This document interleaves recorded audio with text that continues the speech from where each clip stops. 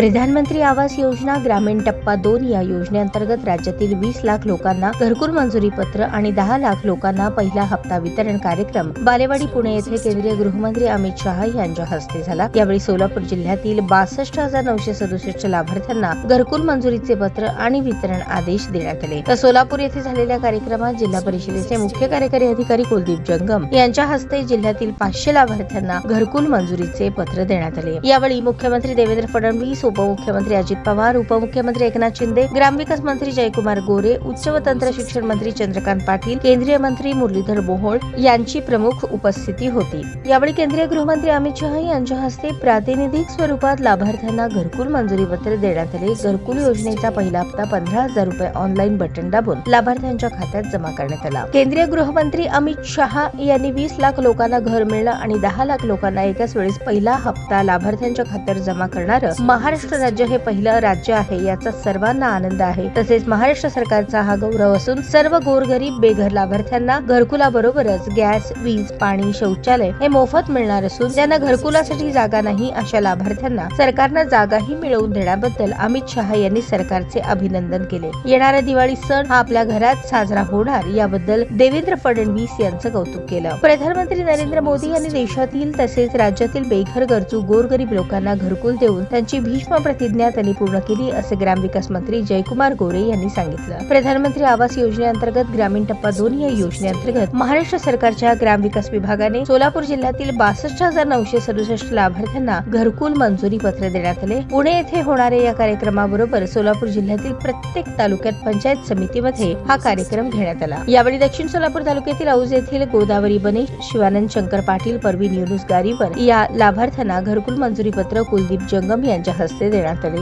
यावेळी प्रकल्प संचालक जिल्हा ग्रामीण विकास यंत्रणा डॉक्टर सुधीर ठोंबरे, मुख्य कार्यकारी अधिकारी जिल्हा परिषद कुलदीप जंगम, बीडीओ रतिलाल साळुंखे, जिल्हा अभियान व्यवस्थापक सचिन चौरे आदी उपस्थित होते।